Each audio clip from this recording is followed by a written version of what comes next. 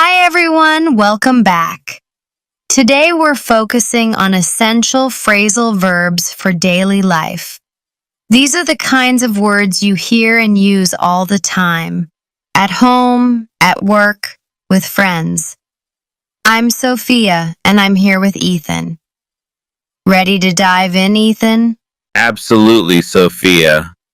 Phrasal verbs can sound scary at first, but once you learn some common ones, you'll realize they're just a natural part of everyday English. Let's imagine a typical day and see where we can fit these verbs in. Great idea. Let's start with morning routines. One of the first things you might do is wake up. Wake up means to stop sleeping. For example, I wake up at 7 a.m. every day. Yes, wake up is super common. Another morning verb is get up, which means to leave your bed after waking. You might say, I wake up at 7 a.m., but I don't get up until 7:30 because I like to stay in bed a bit longer. Perfect. After you get up, maybe you want to turn on the lights or turn on your coffee machine. Turn on means to start something that runs with electricity or power. For example, I turn on the TV to catch the morning news. And if the room is too hot or cold, you might turn off the heater or air conditioner. Turn off is the opposite of turn on. It means to stop something from running. Before I leave the house, I turn off the lights to save energy.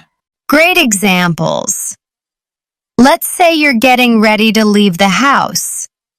You might need to put on your shoes or put on a jacket.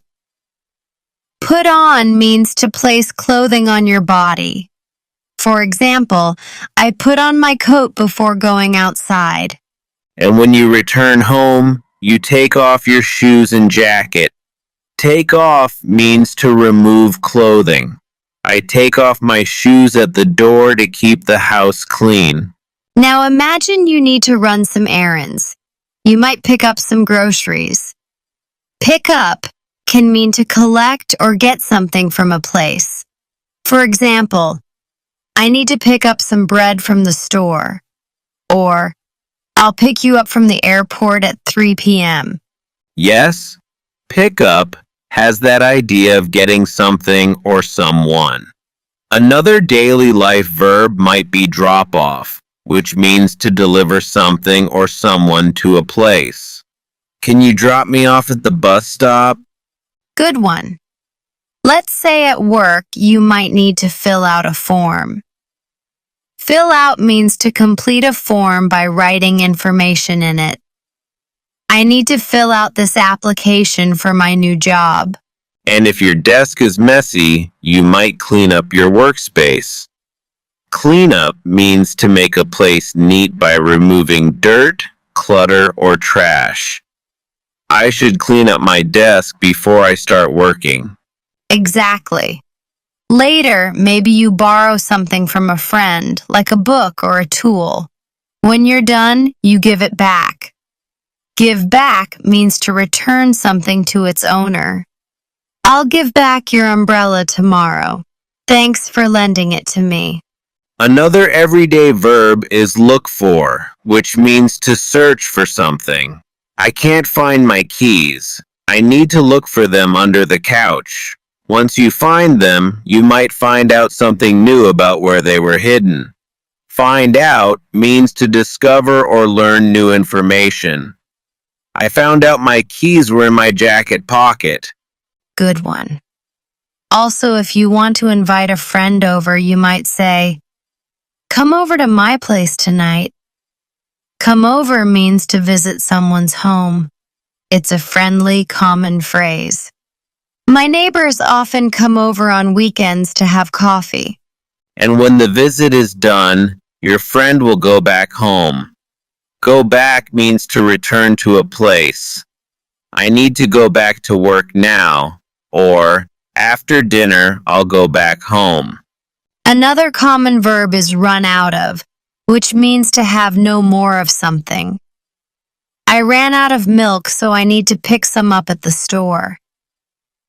It's very useful when talking about supplies or groceries. Yes, run out of is super handy. Also, when you want to remove something from inside, you can say take out. I need to take out the trash means to remove the trash from inside your home and put it outside. Now, how can our listeners practice these verbs to make them feel natural? They can start by focusing on a few verbs at a time. For example, today focus on, turn off, pick up, and give back. Try to use them in sentences about your real life. I turn on the radio when I wake up. I pick up my kids from school, etc. Also, write down the verbs and make little notes about their meanings. Maybe draw a small picture next to each one. Visuals help you remember better. And pay attention when you watch TV shows or listen to podcasts. You'll hear these verbs all the time.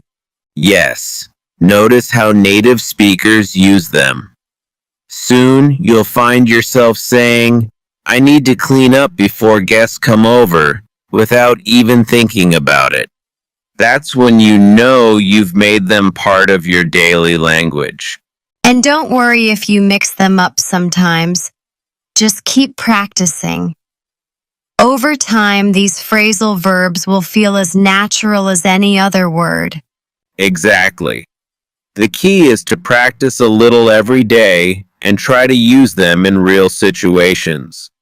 Maybe before bed, review what you did all day using some phrasal verbs. I woke up at 7, turned on the coffee machine, put on my jacket, picked up my groceries.